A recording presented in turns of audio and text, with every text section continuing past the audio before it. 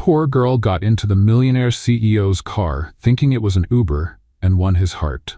Before we begin the story, leave a comment letting us know which city you're watching from.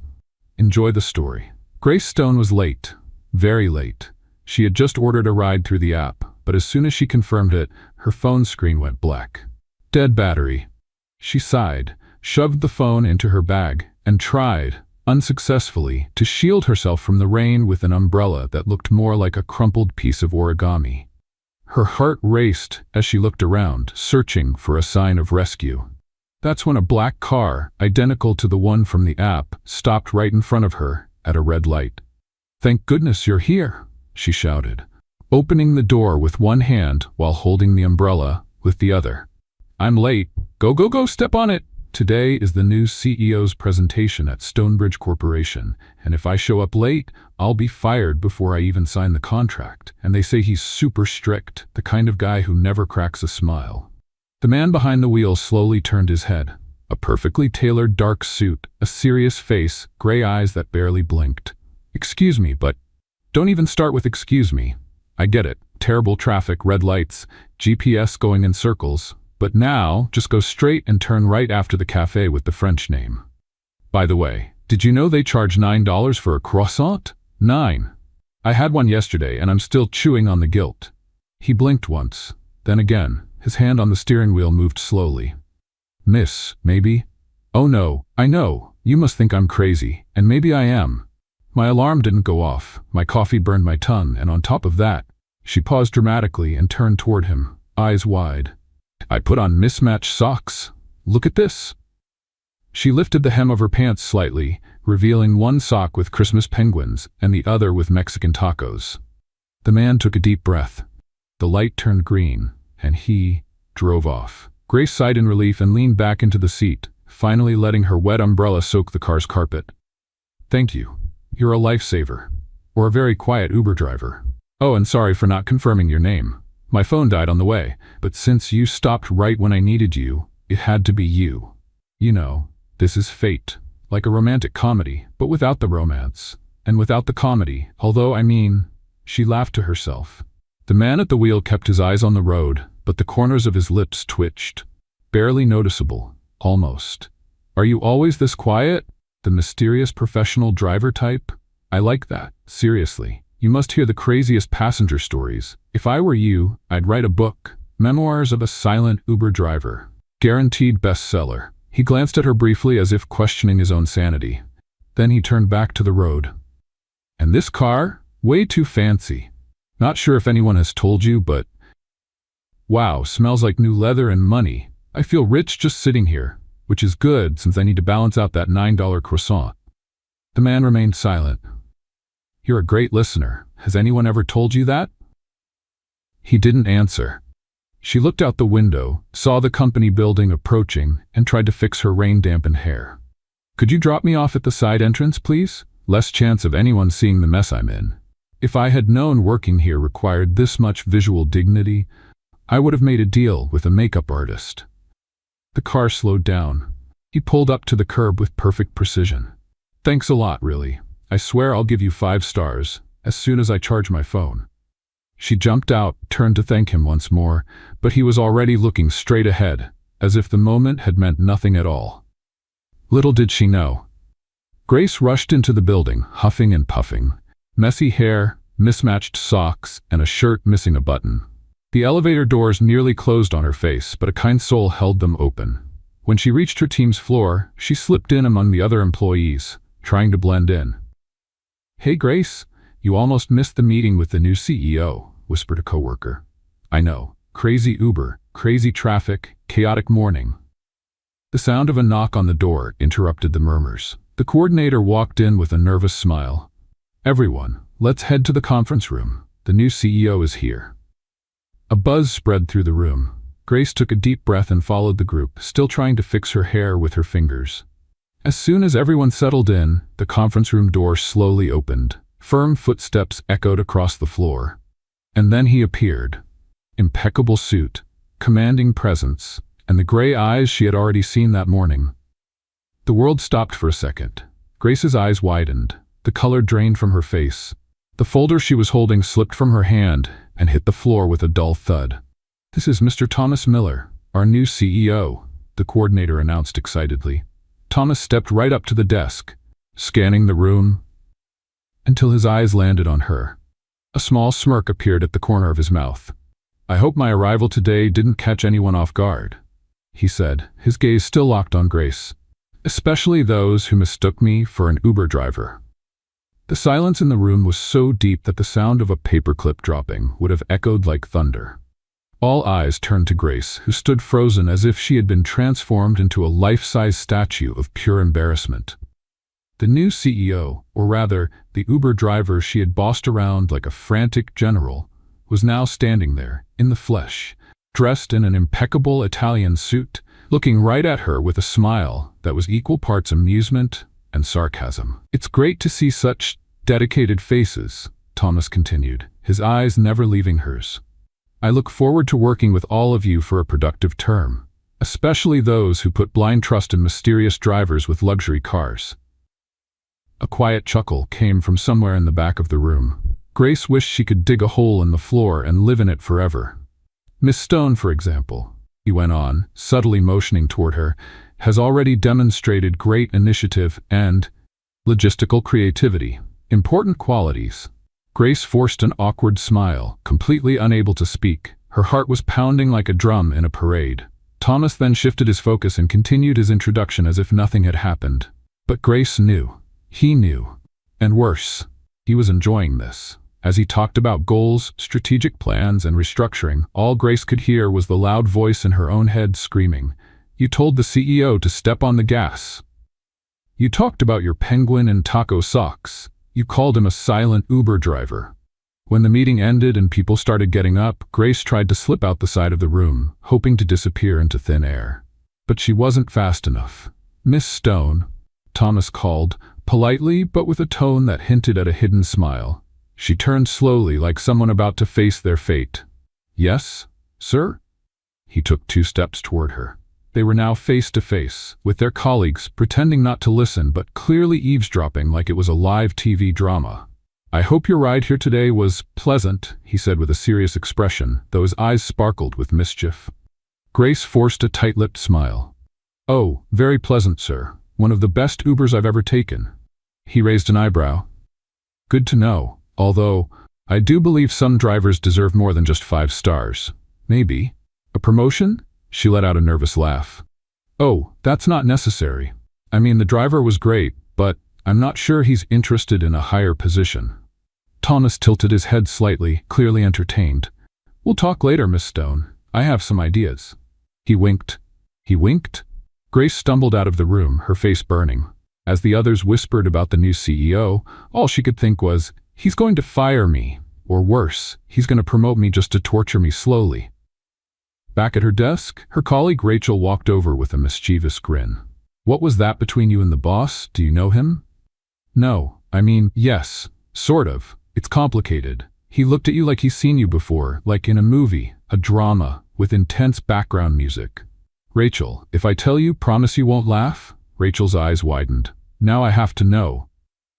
Grace looked around, leaned in, and whispered, "I got into his car thinking it was an Uber.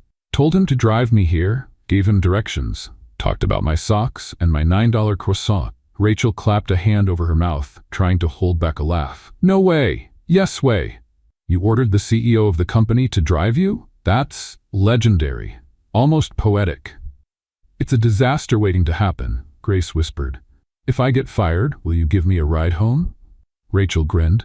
"If you get fired, I'm printing the story and framing it. But judging by the way he looked at you, I don't think you're getting fired." Grace buried her face in her hands. And for a second, deep down, she also didn't think he was going to fire her. But that wasn't the problem. The problem was, he was having way too much fun with this. And Grace was certain, Thomas Miller wasn't the type of man to just let a joke slide. Grace Stone had 2 certainties in life at that moment. First, she had become a living legend in the company hallways, and second, she was about to be fired. Ever since she had left the meeting room, she could feel the looks being exchanged over the monitors. Some were curious, others purely entertained. And of course, there were those offering sympathetic glances. only making Grace more paranoid. She sat at her desk and pretended to be deeply focused on analyzing a spreadsheet. In reality, she had opened a blank file and stared at it for a long 10 minutes. "Are you okay?" Rachel asked, appearing beside her with a cup of coffee. "I'm in denial," Grace replied. "I'm hiding behind a fake spreadsheet, pretending to be invisible. If Thomas Miller doesn't see me, maybe I won't get fired." "It's foolproof logic. Okay, but he's already seen you, he's already spoken to you, he's already driven you to work." Rachel tried not to laugh. "By now, he might even know the name of your first-grade teacher." Grace buried her face in her hands. "And I even called his car an Uber with a CEO scent. Maybe he found it funny." "He did. That's what scares me." As if to confirm her words, the phone on the desk rang. Grace froze. Rachel picked it up before she could decide between answering or pretending to be in a coma. "Project department? Yes, of course." Rachel looked at Grace with wide eyes and covered the phone's mouthpiece. "It's him. He wants to talk to you. Now." "I'm dead," Grace whispered. "Will you come to my funeral?" "Only if there are snacks." Grace picked up the phone with trembling hands. "Hello? Miss Stone, could you come to my office, please?" said the unmistakably calm and firm voice of Thomas Miller. "Yes, I'll be right there," she answered, trying to sound professional, though her soul had already escaped through the emergency exits. She stood up with the grace of a broken robot, adjusted her blouse, ran a hand through her hair, and walked down the hallway as if heading to the elimination round of a reality show. Along the way, a colleague murmured a near-ceremonial, "Good luck." Another simply gave her a look of sympathy. When she reached the CEO's office, the door was slightly open. She took a deep breath and knocked twice. "Come in," said the voice. Grace stepped in slowly. Thomas was standing near the window, hands in his pockets, looking out. "Mr. Miller, you called for me?" He turned around slowly, the same calm gaze, the same enigmatic expression, but now with a hint of amusement. "Yes, Miss Stone. Please have a seat." She sat down, hands folded in her lap, knees together, her posture straighter than in any etiquette class. "First of all, I want to thank you for the transportation this morning," he said. Grace's eyes widened. "Sir, I'm so sorry. I swear it wasn't intentional. My phone died, the car looked just like the one from the app, and you stopped right next to me. I thought it was my Uber. And you decided to take charge like a special operations commander." She bit her lip. "I was desperate. Third day, rain, spilled coffee, mismatched socks. I wasn't at my best. And yet, you had the audacity to give instructions, comment on overpriced croissants, and compliment my car based on its scent of wealth." He stepped closer to his desk, placing both hands on it. "That was different. Mr. Miller, if this is a warning or a termination, I understand. I just ask that it doesn't go on my record. The last thing I need is to explain this in a future interview." Thomas sat in the chair across from her. "Miss Stone, why are you so sure you're getting fired?" "Because CEOs usually don't have a sense of humor," she replied automatically. "And I treated you like my personal driver." He raised an eyebrow. "And what if I told you I liked your honesty? I'd say you're testing me." "Maybe I am." Grace swallowed hard. "In that case, I'm going to fail miserably." Thomas crossed his arms, watching her for a moment. "Are you good at what you do?" She blinked. I believe so. I'm still learning, of course, but I have a good memory, I'm organized, and I know my way around systems. And I can be discreet when I'm not getting into the wrong cars. And you have a sense of humor. That's rare around here." She gave a small smile. "So that means I'm not fired?" "Not yet," he said, standing up.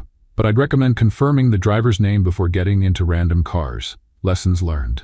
Plenty of them." "Oh," he added, already turning back to the window. "And before I forget, that croissant really does cost $9. I thought it was outrageous, too." Grace laughed, surprised.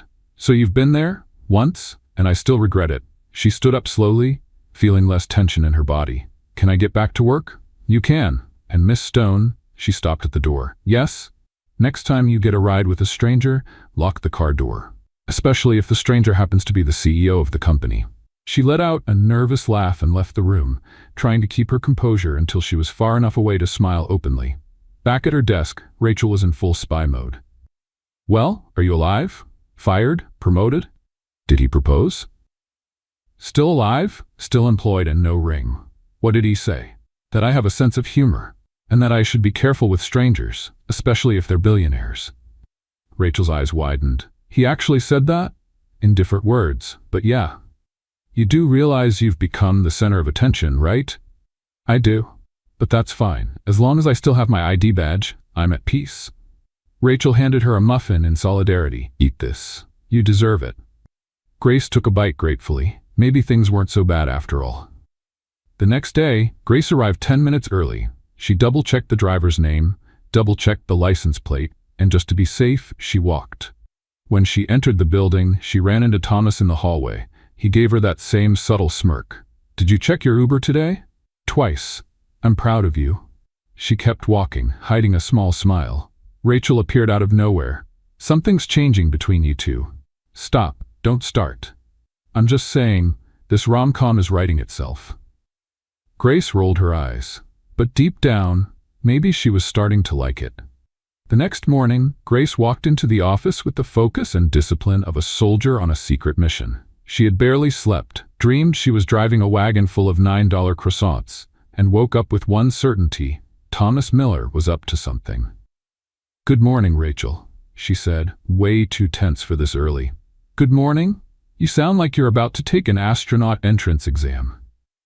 I'm preparing for the worst. Thomas Miller complimented me yesterday. That's never just a compliment. It's a trap, a storm warning. Rachel laughed over her coffee. You're overreacting. Maybe he just, I don't know, likes you. Grace raised an eyebrow. He's a CEO. He doesn't like people. He categorizes, evaluates, and reorganizes them like files on a computer. Okay, but did you notice the way he smiled when he mentioned the croissant? Yes, like someone who has already decided my fate, and that fate is getting roped into some crazy plan just because I said too much in a car that wasn't even mine. Before Rachel could respond, her desk phone rang. She picked up. Yes, oh sure, yes, she's here. She covered the receiver and whispered, CEO's office, now. Grace felt her knees go weak. See, it's happening, she said, standing up like someone heading for execution. Take your coffee mug, just in case it's an emotional trap and he offers you coffee. Thomas was seated at his desk when she walked in, looking relaxed, focused on his tablet. Mr. Miller, you asked for me? Ah, Miss Stone. Yes, please have a seat. She sat down, adjusting her skirt with a nervous habit she couldn't shake. I need your help with something specific, he said, setting the tablet down. We're hosting a group of investors on Friday. I need someone to go through the entire floor with the maintenance team beforehand. Check the lighting, make sure the coffee is working. Printers, small details no one notices until they go wrong. Of course, I can pass that along to the maintenance team. No, I want you to oversee it, personally. Grace blinked. Me? But sir, isn't this something management should... Exactly. That's why I picked you. I need sharp eyes. You notice things that are out of place, like when you get into a stranger's car, for example. Grace narrowed her eyes. This is some kind of subtle punishment, isn't it? I prefer to call it a trust exercise. This is sounding dangerously like Mission Impossible, and I hope you accept it. She sighed. Fine, I'll do it, but I'll need a map, a flashlight, and maybe a therapist afterward. Excellent. Start on the 10th floor. The maintenance team is waiting for you. Grace stood up, but before she could leave, he added, Oh, and don't forget to test the coffee machine. Nothing turns investors away like a lukewarm cappuccino. 3 hours later, Grace was on the 10th floor, holding a notepad, standing next to 2 maintenance workers, a roll of duct tape, and now sporting a white paint stain on her blouse. This is starting to feel like one of those home makeover shows, she muttered, jotting down, flickering light, urgent replacement. Miss Grace, one of the technicians called. The printer in room B is jammed again. It said it was going to spit out paper, but it just groaned. I'm on it. But if it spits paper in my face, I'm suing the machine. When she got to the room, she smacked the side of the printer 3 times. Nothing. All right, time for the traditional protocol, she said, then crouched down and pulled out the paper tray with the expertise of someone who had suffered through this before. And suddenly, Grace. Rachel's voice rang out from the doorway. Grace hit her head on the printer panel. Ow, what? Thomas is coming down. He wants to see the progress. Of course, he does. Reality show style CEO always shows up right in the middle of chaos.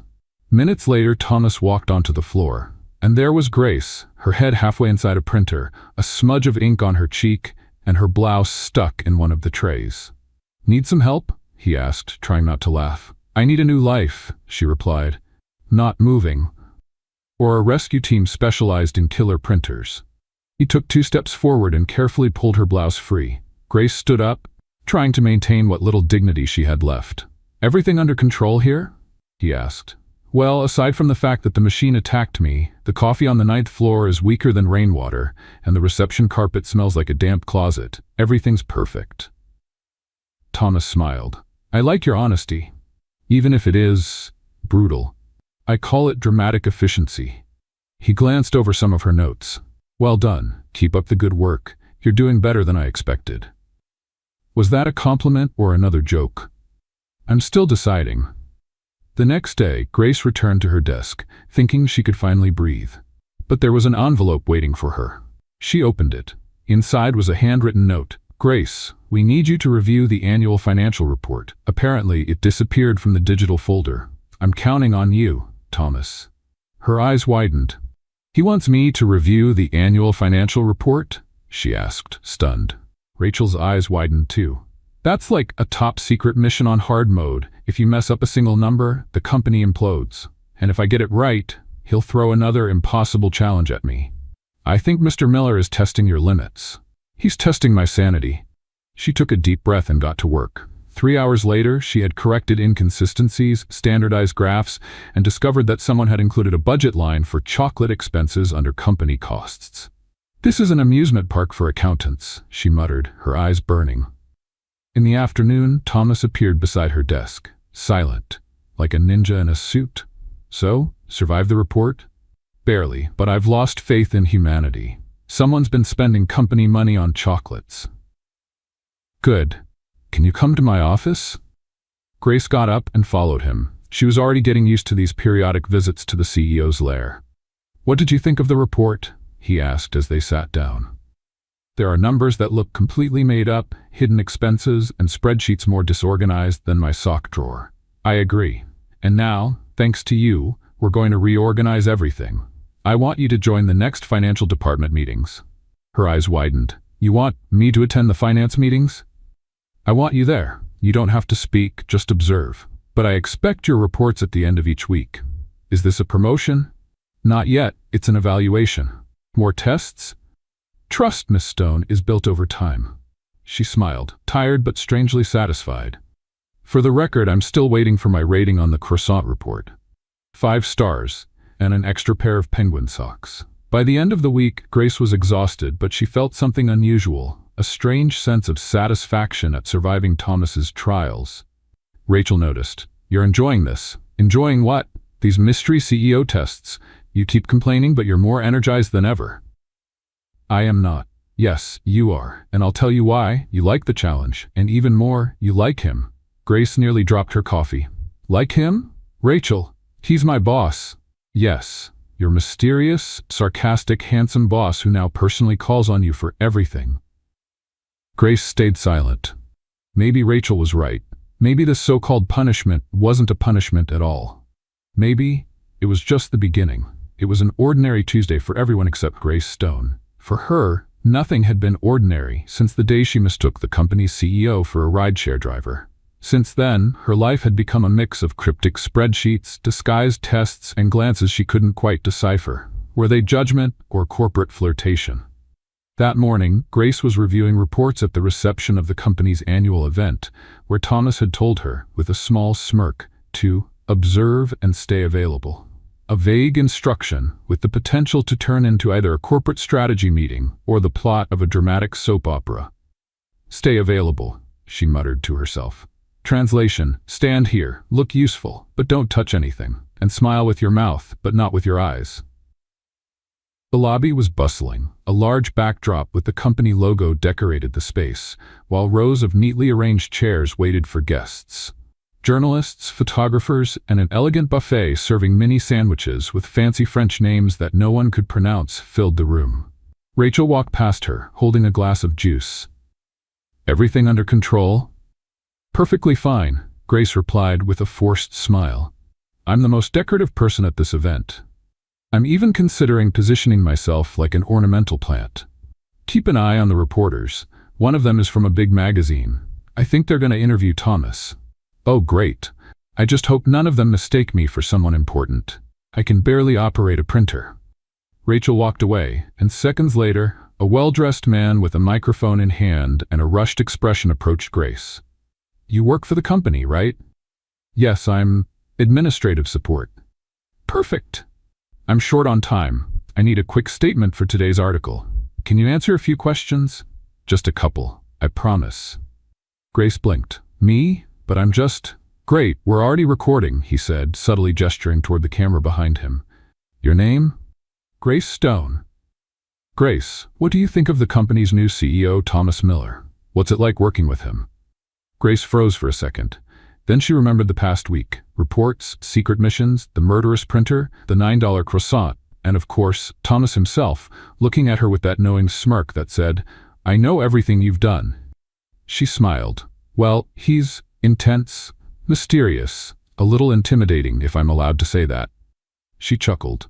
But he also has a sense of humor, the kind you only notice after you've already fallen for the joke. The reporter looked pleased. Great, and what do employees think of him? There are rumors that he's too demanding. Demanding? Absolutely. He demands more coffee than a cafe and more reports than an audit.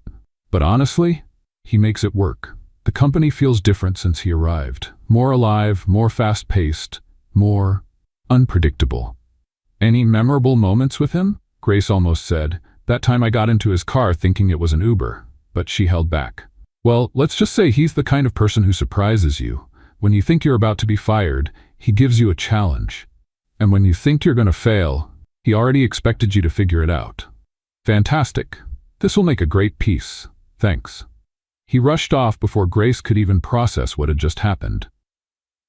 She looked at the still recording camera and murmured, Wait, was that an official interview? The camera shut off. Too late. Hours later, Grace was back at her desk, trying to ignore the knot of anxiety in her stomach. The event went smoothly. Thomas didn't show up in the lobby again, and no one mentioned the interview. She even thought that, with some luck, maybe the article wouldn't get published. But the next day, that hope died. Rachel came sprinting down the hall with a tablet in hand. Grace, you're on the Business Leaders in Focus website. There's a video of your interview. What? Grace jumped out of her chair. It's on the front page. Look at this. Rachel hit play. On the screen, there she was. The sleek event backdrop behind her, the fancy mini sandwiches in the background, and the face of someone who thought she was just chatting with a friendly reporter. The headline read, Employee Reveals Secrets of Diamond Enterprises' Mysterious New CEO. Secrets? I just said he's demanding, and that he intimidates people, and that he has hidden humor, and that you almost got fired but turned it into a challenge. Oh no. Rachel could barely breathe from laughing. There are even comments. Look at this one. I want a mysterious CEO in my life too. And this one, she's hilarious. Let her host the company's channel. Grace buried her face in her hands. I'm getting fired, for real this time. I brought this on myself. At that exact moment, the phone rang. Rachel answered. She stopped laughing immediately. It's him. He wants to see you. Now. Grace froze. Rachel, if I don't come back, take care of my filing cabinet and my sticky notes. They're my legacy. She knocked on the door. Thomas responded with a short, firm, come in. He was sitting at his desk, watching the exact video of the interview. He paused it as soon as she walked in. Mr. Miller, I swear on everything sacred that I had no idea that was an official interview. I thought it was just a casual question, like, what's your favorite juice? And before I knew it, I was already talking. Thomas kept a serious expression. He needs more coffee than a coffee shop, he recited. True, I buy two just to make sure I have one for myself. More reports than an audit? Well, technically, also true. Intimidating, but with a sense of humor. Okay, that one I actually thought was a compliment. Thomas leaned forward. Grace, do you have any idea what you've done? Her eyes widened. Was it that bad? He stayed silent for 3 seconds. Then he sighed. It was a success. She blinked. Excuse me? The video went viral. HR has already received dozens of resumes with the subject line, I want to work with the mysterious CEO. You're joking. I haven't mastered that skill yet, but I'm considering it. Grace didn't know whether to sit down, cry, or say thank you. So, I'm not fired? On the contrary, the marketing team wants you in a few internal videos. Me? Why? You're spontaneous, funny, and human. That's the image the company wants now. She placed a hand on her chest. Mr. Miller, with all due respect, is this company okay? No, but it's better with you here. Grace choked on her own breath. That was kind, really. I wasn't expecting that. Don't expect too much from me, Stone. Remember, I'm still the mysterious CEO. Mysterious, sure. But now, you're also an internet star. Welcome to the age of memes. For the first time in a long while, Thomas smiled. A real smile. Get back to work. Oh, and congratulations on the interview. Thank you. I'll try not to give any more by accident. Please. She stood up to leave. Just before she reached the door, he called her again. Grace? Yes? You looked good in the video. You're not just spontaneous, you're captivating.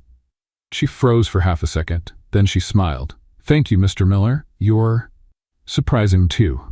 And she walked out. This time, without tripping.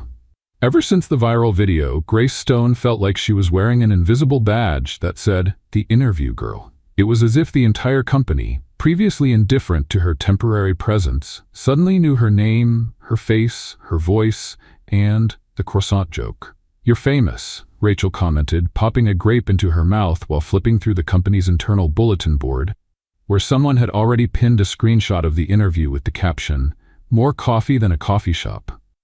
Famous? I'm a walking GIF, Grace replied, sitting down. A coworker asked me for an autograph today, on a sugar packet. That's the price of fame. At least you didn't get fired. Not yet, but I'm sure Thomas is up to something.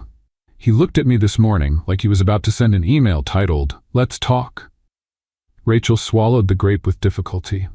Well, I heard a rumor that there's an investor dinner tomorrow night. Something important, and the CEO needs someone to accompany him because, let's just say there's a certain investor who's more interested in him than in the company's stocks. Grace blinked. Wait, he's bringing a date as a strategy? Exactly. And guess who's the top candidate? Grace's eyes widened. No, he wouldn't. He might. He wants to. That's crazy. Rachel shrugged. And the dinner's called Night of Strategic Connections. Sounds like a dating app, but it's real. Before they could speculate further, the desk phone rang. I already know, Grace muttered. I'll pick up, and he'll say, Miss Stone, I have an unexpected invitation for you. Then he'll wink over the phone and hang up. Rachel laughed.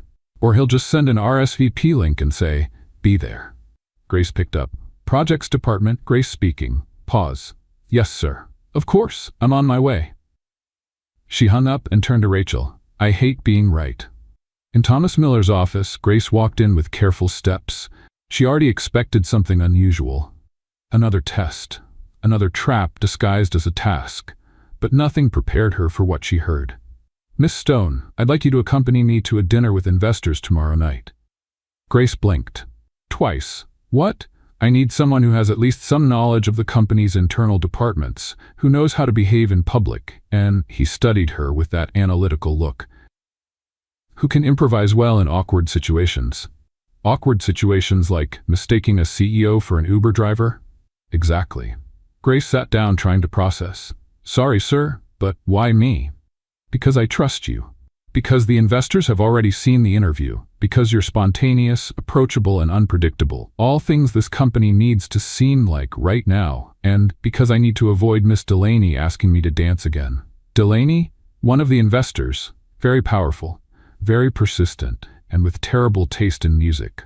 Grace tried not to laugh. So I'm going there as a distraction? As an ally. She crossed her arms. This is starting to sound like a spy mission. Do I need a disguise? Dark glasses? A fake name? You just need to be well-dressed, arrive on time, and know how to interrupt me when necessary. Interrupt how? When I signal, just make something up. Say you spilled juice on my suit, that you need urgent help, that someone called from the building about an imaginary fire. Be creative. Grace smiled. This could be fun. It could also be a disaster, but I'm counting on you. She stood up. So tomorrow at 8 in the evening, I'll send the address and details by email. Oh, and wear something that says, I'm smart but also a little dangerous. Does that even exist? Find out.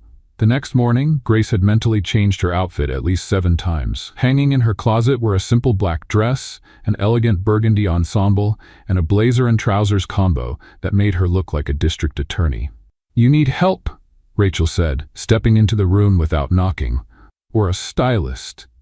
"I'm panicking. What outfit says, I'm smart and mysterious, but I'm definitely not flirting with the CEO." Rachel crossed her arms. "You don't want to look like you're flirting with the CEO?" Grace hesitated.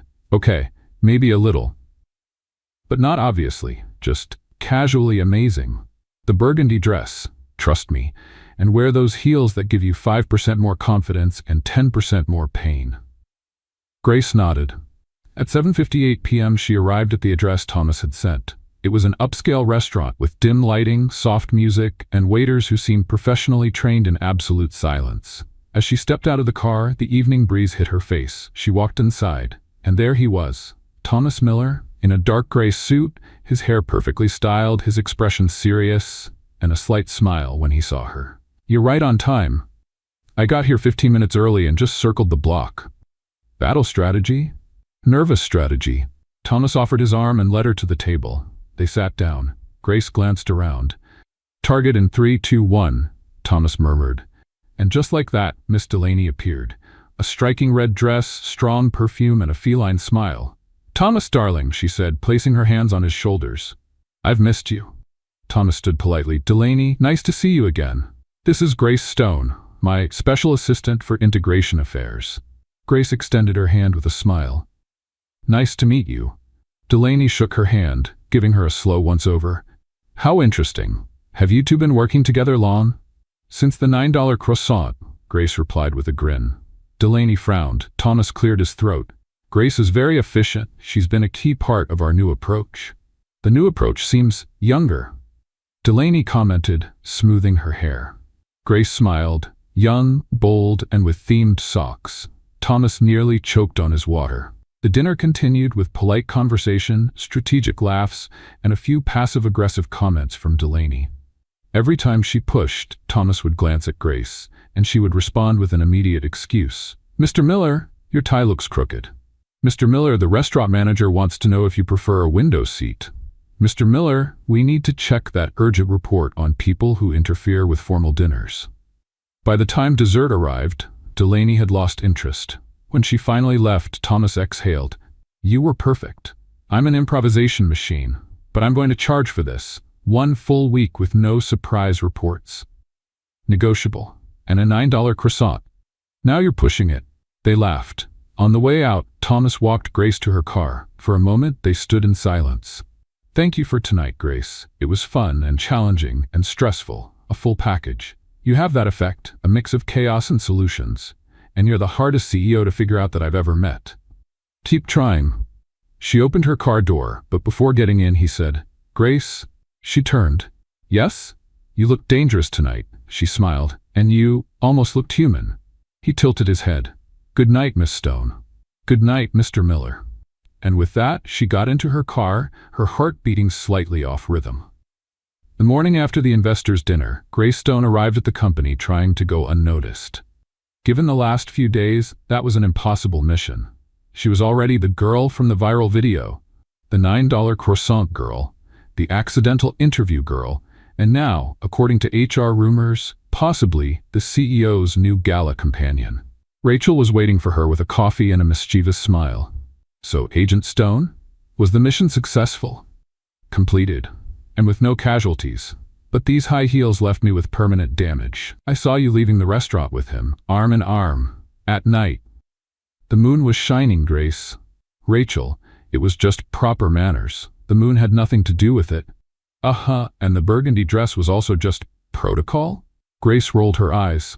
"I was just saving the boss from an overly enthusiastic investor. It was a professional favor, period."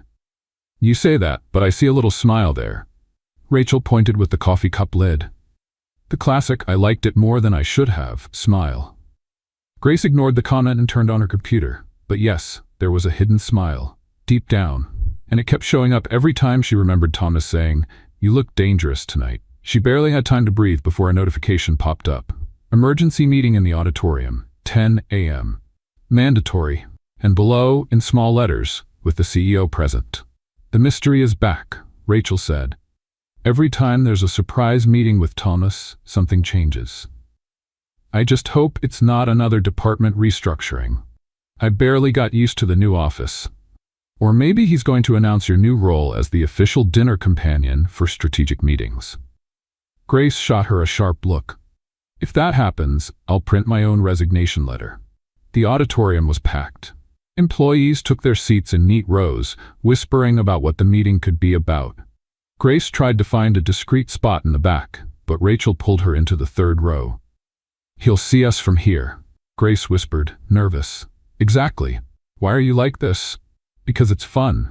Minutes later, the lights adjusted and Thomas walked in. Impeccable suit, calm expression, commanding presence.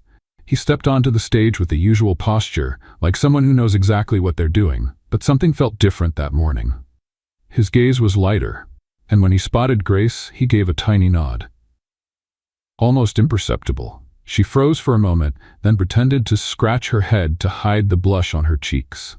Thomas started talking about the company's new phase. He presented charts, goals, process improvements, and, much to everyone's surprise, a new internal communication campaign. Real people, real results. Then he projected onto the big screen Grace's interview video. Oh no, she sank into her chair. "I'm going straight to limbo after this." The video played in full. To her surprise, the audience laughed at the right moments.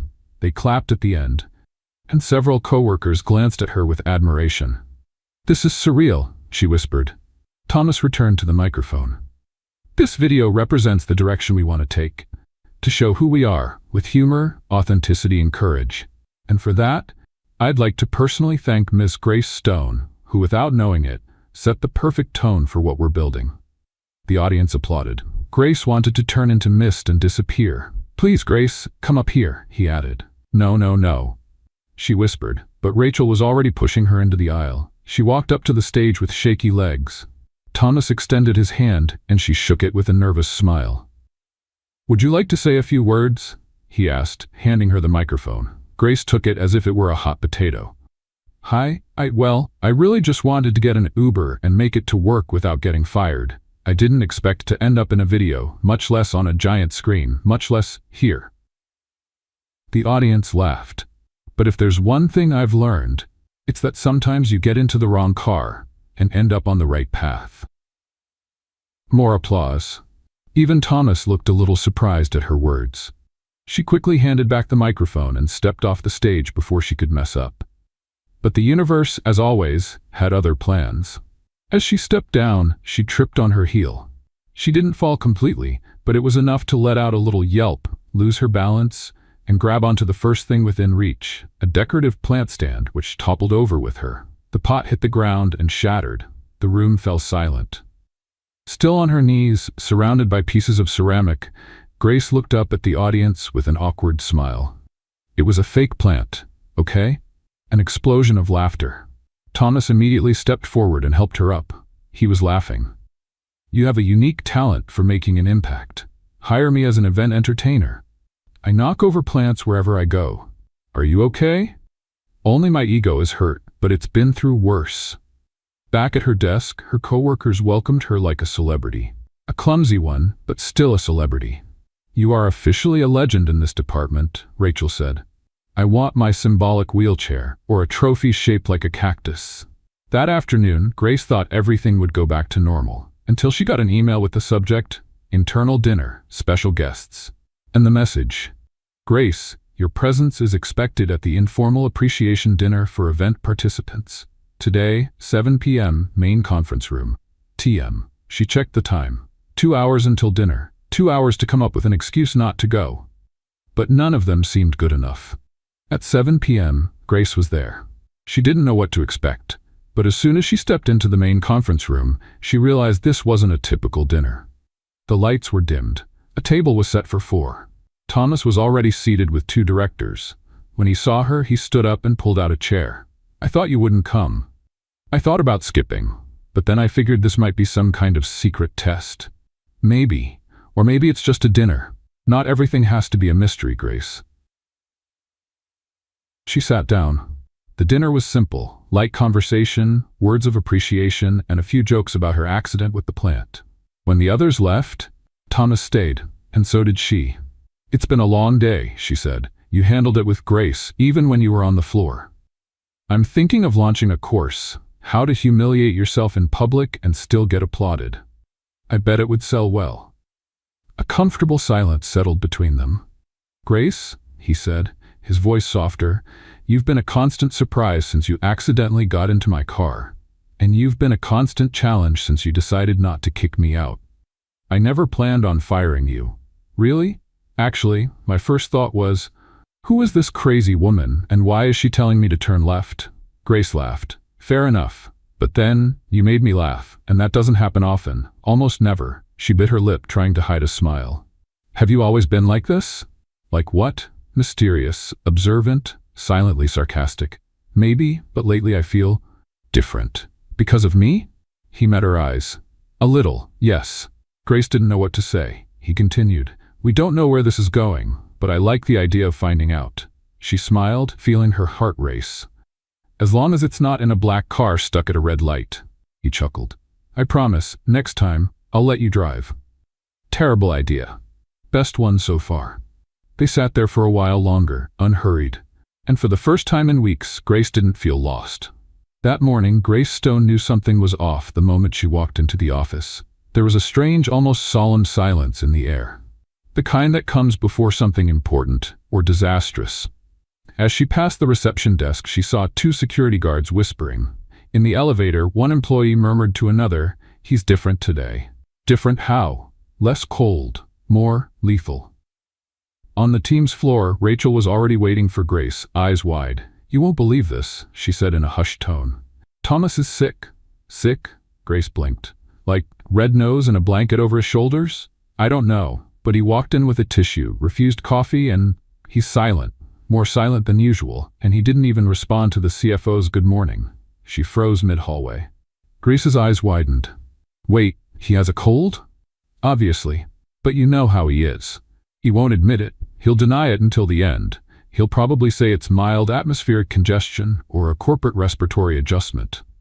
Grace sat down, trying to process the idea of Thomas Miller being human. "That explains last night's email," she muttered. "What email?" He sent one with the subject "Meeting plan changed," but all it said was "Meeting cancelled, new files attached. No good morning, no best regards. I thought it was a glitch, but now I get it. Real virus." Rachel laughed. "So what are you going to do?"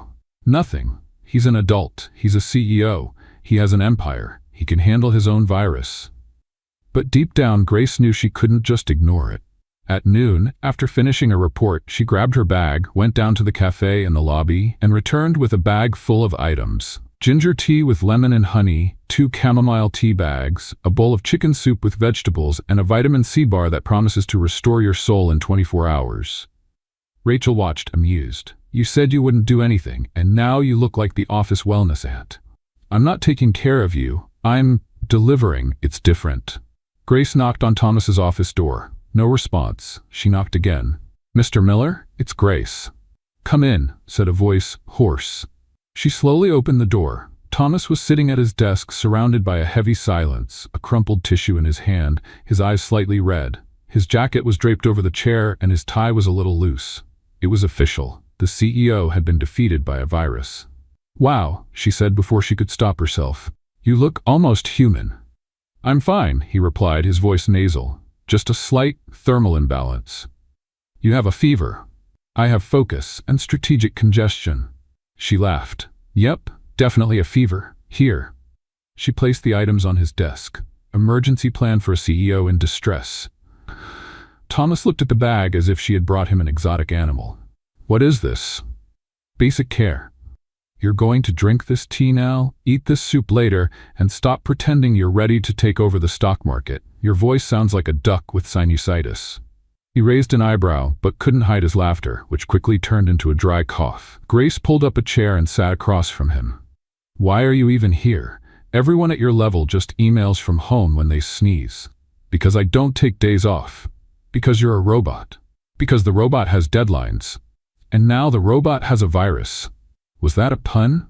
It was. And it was great. Thomas took a deep breath and looked at the tea. You didn't have to do this. I know. But you would have done it for me, probably, in your own weird way, swapping coffee for tea and spreadsheets for soup. He picked up the cup, took a sip, and grimaced. This is terrible. That means it's working. Silence. Thank you, he murmured after a few seconds. You're welcome.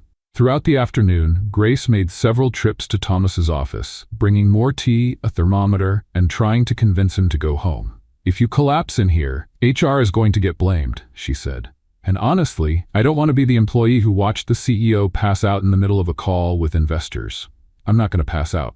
Okay, but if you do, can I take over your schedule for a week? Not even with a high fever. Had to try. At the end of the day, she made one last attempt. All right, now I'm serious. You're pale. Your voice is in slow motion mode. Your eyes look like a baby panda that hasn't slept in 3 nights. Go home. Grace? Go home. He hesitated. Only if you leave me alone for a day. Negotiable. He stood up slowly. Grace grabbed his jacket and handed it to him. Straight to bed. No emails. No, I'll just review this one report. No, I'll take this time to reorganize the entire company budget. Are you giving me orders? I'm taking care of my daily source of challenges. If you stop, my life gets boring. Literally. Thomas gave a weak smile. You're impossible. And you're stubborn. A tie, then? I'll take it. The next morning, Grace arrived early. Earlier than ever. On her desk, there was a small box with her name on it. Inside a note. I disappeared for the day, as ordered. But don't think you've won. I'm just recharging for the next challenge, Thomas. Along with the note, a chocolate bar, and a keychain, shaped like a penguin holding a hockey stick.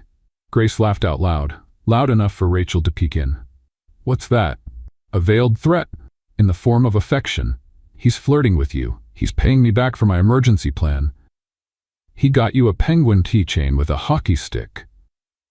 I mentioned it in the car, the day I got in, thinking it was my Uber. Rachel blinked. He remembered that? He remembered everything. She was quiet for a moment, then she carefully placed the keychain in her bag. And that day, as she organized the files, Grace realized something had changed.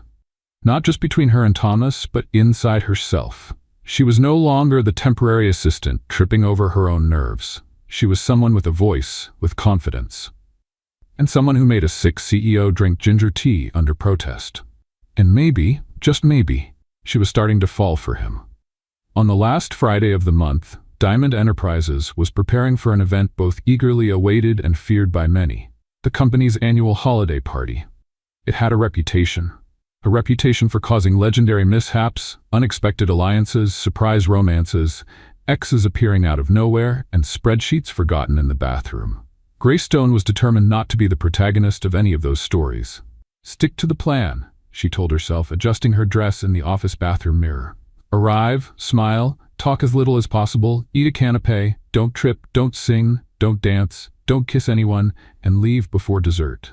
Rachel, of course, had other plans. You look stunning, Rachel said, barging in without knocking. Thomas Miller is going to faint or smile, which, for him, is almost the same thing. I didn't get dressed up for him. Oh, then for what? The spreadsheets? The lukewarm sodas? The playlist with 5 songs and 2 remixes? Grace rolled her eyes. I dressed up because I like to look presentable, professional, and flawless in those accidental photos that end up on the company bulletin board. Sure. And the red lipstick, was that to intimidate the competition? No, to keep people from talking too much. The ballroom was decorated with soft lighting, elegant balloons, and a dance floor glowing faintly at the center. A DJ in a suit and sneakers managed the music while servers moved through the crowd with trays of drinks. Grace walked in with Rachel by her side, trying to appear casual, as if she was completely at ease at lavish 5-star hotel parties. Mission 1, find the hors d'oeuvres, Rachel said, grabbing 2. Mission 2, avoid tripping. Grace replied, gripping her glass firmly. Mission 3, locate the CEO. Grace hesitated. He probably won't come. He was sick, remember? That was Tuesday. Today is Friday. If he got better, he'll be here. And if he shows up, he'll notice you. I'd bet my morning muffin on it. Rachel, he's my boss. And you're the reason he started smiling in meetings. Before, he was a marble statue with a corporate credit card. Grace tried to ignore that. but her heart skipped just a little. And then, as if the universe wanted to test her, he arrived. Thomas Miller. Dark suit, no tie, hair perfectly styled back, and that same gaze, somewhere between intriguing and unsettling. Grace froze for a second. She hadn't expected him to look so different outside the office. More relaxed, more dangerous. He moved through the room, greeting a few people. Then his eyes found hers, and with deliberate ease he walked straight toward her. "Miss Stone," he said, stopping in front of her. "Mr. Miller," she replied, trying to sound more composed than she felt. "You look beautiful. And you're alive, which is a victory, considering your feverish performance on Tuesday." He smiled. "Thanks to that ginger tea that tasted like homemade poison. It's a family secret. One that should have stayed a secret."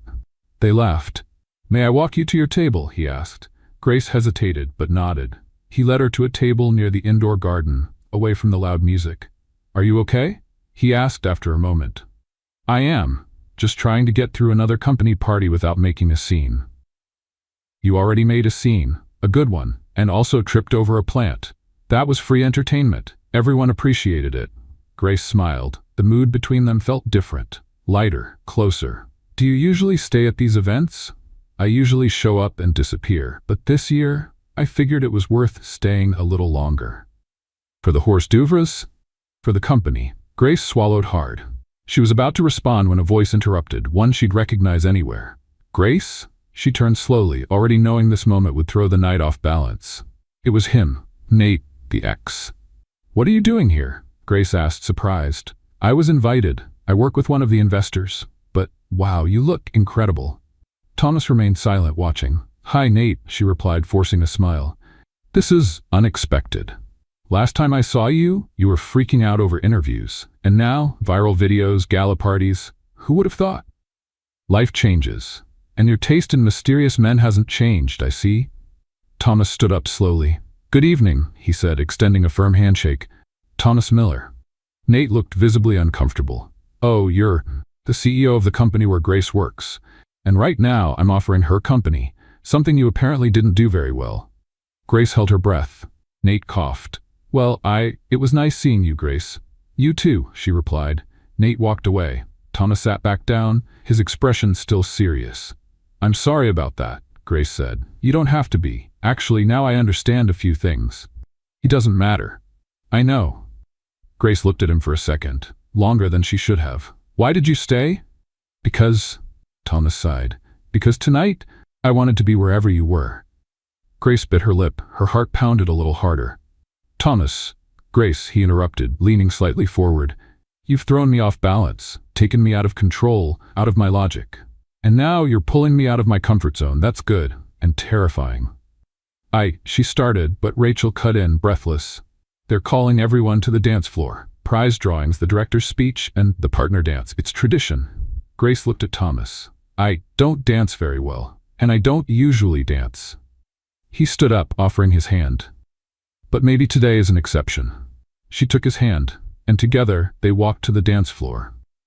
The entire ballroom seemed to disappear. The lights softened, the music slowed. They started dancing, a bit hesitant at first, but soon they found the rhythm.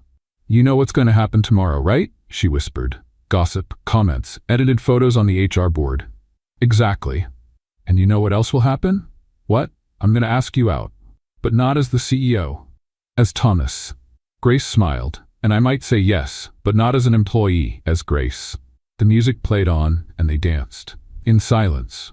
With a kind of connection that can't be explained, only felt. In the days following the party, something changed. Grace could feel it, even though no one said anything out loud. It was as if a cold breeze had passed through the halls of Diamond Enterprises, leaving a certain emptiness in the air. Thomas Miller was distant. He still attended meetings, still answered emails with surgical precision, still walked with his usual impeccable posture. But there was an added silence, a subtle absence in his gaze. And with Grace in particular, that silence was deafening. He hadn't mentioned what happened on the dance floor, or the invitation he made, or the unspoken promise that had lingered between them. "He's avoiding me," Grace murmured to Rachel 2 days after the party. "Avoiding you? How?" He doesn't call me to talk. He doesn't stop by my desk anymore. And today, when we passed each other in the elevator, he said good morning, like I was the night janitor. Maybe he's in denial, confused, or maybe he regrets it. Rachel frowned. That doesn't sound like him. Thomas isn't the type to throw something out there and then run from it. He wasn't. Now he feels like someone else. A reprogrammed robot. On her computer screen, his name appeared in a formal email. Review attachments as agreed. Submit by Friday, TM. Nothing more. No jokes, no hidden messages, no virtual smiles. Grace replied with the same formality, feeling every keystroke like she was typing a goodbye she wasn't ready to accept. On the third day, she decided to confront him. She knocked on his office door. Twice. Come in, came his usual voice, just quieter. She stepped in, holding a folder. He was seated, navy blue suit, eyes fixed on his laptop screen. He didn't even stand up. I brought the project department's report. I finished ahead of schedule, as you requested. Great, you can leave it on the desk. Grace hesitated but placed the folder down. Thomas, she said, deliberately breaking the formality. He looked up, but only for a second. Mr. Miller, he corrected, emotionless. That hurt more than any cold email. What's going on? She asked. Was the company party some kind of mass delusion? Did the dance not happen? Did you not ask me out? It was a moment outside protocol, he replied, his voice calm. And maybe I crossed lines I shouldn't have. Are you saying you regret it? Silence. Grace took a deep breath. I see. She took a step back but paused at the door. You know the problem with moments outside protocol, Thomas? They stay with you. And when you pretend they never happened, the other person is left trying to erase something that's already part of their memory. He said nothing, and Grace walked out. That night, at home, she thought about everything. The dance, his words, the connection, and as much as it hurt, she knew she had to stop waiting. He was the CEO, she was temporary, and now it was as if everything had reset to square one. Or worse. The next morning, when she arrived at work, there was an envelope on her desk. She recognized the handwriting instantly. Inside, just one sheet of paper. Grace, if I seem distant, it's because I'm trying to protect what's left of my rationality. You threw me off balance, made me laugh on hard days, reminded me that real people exist. But I'm the kind of person who ruins what he touches. And you deserve everything that's light, everything I still don't know how to be, TM. Grace held the letter for a few seconds. Then she carefully put it away and got to work. But now something in her had changed too. The days that followed were quiet.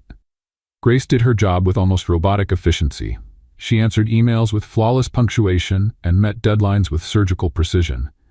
But inside, everything was a mess.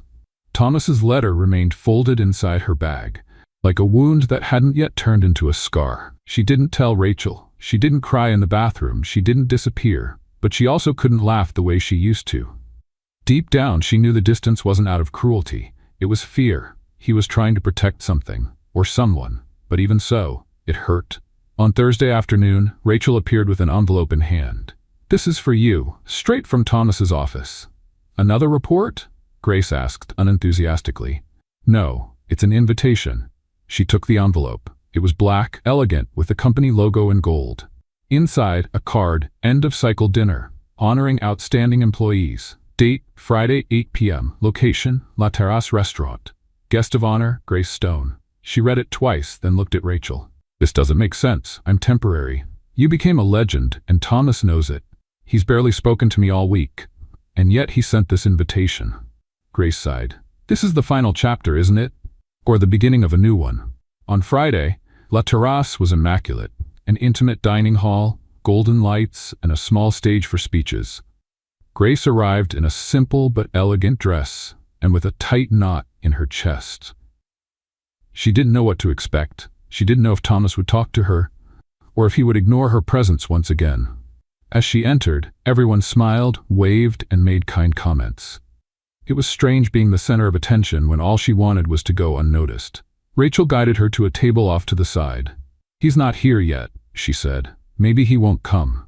Maybe he's waiting for the right moment. Minutes later, the host took the stage and opened the event.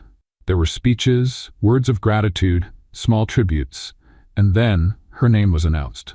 Tonight, we want to give special thanks to someone who reminded us of the importance of authenticity. A temporary employee who became the face of a campaign, a symbol of courage, and, of course, the protagonist of one of the best stories in our company. Grace walked onto the stage to applause. She took the microphone with trembling hands. I never thought a mix-up with a black car would bring me here. But it did. And it taught me that sometimes the most ridiculous mistakes are the ones that put us on the right path. More applause. She stepped down and returned to her table. But Thomas was still nowhere to be seen. She grabbed her bag, ready to leave. What else was there? But before she could take a step, she heard that voice. I almost lost you twice. She turned. Thomas was there. Dark suit, steady gaze. Once when I got into your car, and again when you walked out of my office with a broken heart. Grace held her breath. And now? Now, I'm trying not to make the same mistake again. He took a step closer. I was afraid, Grace. Afraid of mixing what I felt with what I thought I was supposed to be. But you showed me that feeling is exactly what I was missing. She didn't say anything. She just waited. I'm still complicated. I'm still a CEO. But with you, everything feels easier, lighter, more real. Thomas? Not as your boss, not as some corporate mission, but as a man. Would you give me the chance to just be that? She smiled. As long as we take separate cars next time. He laughed. Then he reached out his hand. She took it. And that night, between applause, smiles, and memories of the most improbable twist of fate, Grace Stone chose to stay. 2 months had passed since the company dinner. 2 months since the reunion, the heartfelt confession, the touch of their hands, and everything that came after. Thomas and Grace decided to take things as simply as possible, or at least as simple as dating the city's most watched CEO could be. At first, it was strange. The whispers in the hallways, the looks from coworkers, the emails that arrived with hidden emojis. But they faced it together, the way they had faced everything so far, with sarcasm, patience, and laughter. Their relationship was a daily romantic comedy. There were debates about the right way to put the toilet paper roll, bets on who would make breakfast, and Grace imitating Thomas reading emails out loud in a stiff British robot voice. And then came an ordinary Friday. Or so it seemed. Grace had just left a meeting when she received a message from Thomas. Come up to the rooftop. I need to show you something. She figured it was just another one of his crazy ideas. Maybe a new company event, a new campaign, or even just an excuse to eat overpriced croissants. But when she got to the rooftop, she saw something completely different. Delicate string lights swayed gently in the breeze. A table sat at the center, holding 2 glasses, scattered flower petals, and soft music playing in the background. Thomas was there, waiting, dressed in a gray suit with a calm expression. What is this? She asked, suspicious, her heart already racing. A break from routine, a moment outside the usual script.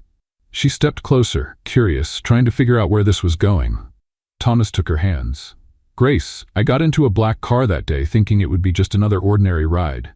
But then you got in too, and turned my world upside down. She laughed.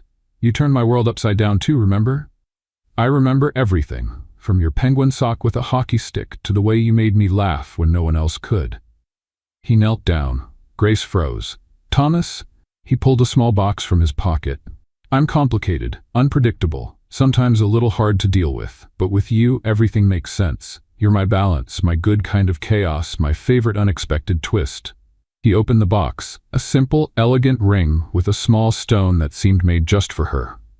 Grace Stone, will you spend the rest of your life laughing at my spreadsheets, getting into the wrong cars, and making the impossible feel like routine? Will you marry me? She covered her mouth, overwhelmed. Yes, yes, Thomas, 1,000 times yes. He slipped the ring onto her finger, and she pulled him into a hug, laughing, crying, and trembling all at once. You are truly impossible, she said through tears. And now, I'm officially your impossible, he replied, kissing her forehead.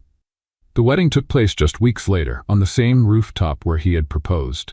No grand ballrooms, no red carpets, just something intimate, joyful, and completely them. The invitations read, if you laugh, you're in the right spirit. If you trip, you're welcome to stay. And if you get into the wrong car, you've understood the theme. Rachel was the most emotional maid of honor in history. She cried before the ceremony even started. Thomas wore a light blue suit with a pocket square discreetly embroidered with a tiny penguin and a hockey stick. A quiet tribute to that first day. Grace appeared in a light, flowing dress with pearl buttons and a smile so genuine it outshined any decoration. When she walked down the aisle, Thomas could barely breathe. "You look incredible," he said, voice thick with emotion. "And you look nervous. Are you going to faint? Maybe?" The ceremony was filled with heartfelt, humorous vows. "I promise to listen when you say you're right," Thomas said. "And I promise to pretend to be surprised when you finally admit it," she replied. When they kissed, the guests cheered, clapped, and one of Rachel's uncles accidentally released confetti too early, making everyone laugh. The reception was a mix of dancing, hugs, and inside jokes. Grace and Thomas danced to the same song from the company party. But this time, no exes, no whispers, no worrying about who was watching. Just them. Complete. Imperfect. Real. At the end of the night, as guests said their goodbyes and the music faded, Thomas took Grace's hand and led her to a quiet spot under the rooftop lights. "To think it all started with you yelling, 'Go, go, go, speed up,' and you saying, 'Sorry, but—'" They laughed. "If I had told you I wasn't the Uber that day, we would have missed all of this." He kissed her, slowly, certainly. And that night, with the distant hum of the city, the flickering rooftop lights, and the memories of the journey that had brought them here, they knew. They had found in each other something they never even realized they needed. What did you think of Thomas and Grace's story? Share your thoughts in the comments. On a scale from 0 to 10, how would you rate this story? Subscribe to the channel and turn on notifications to follow all our stories, and don't forget to check out more emotional stories by clicking here on the end screen.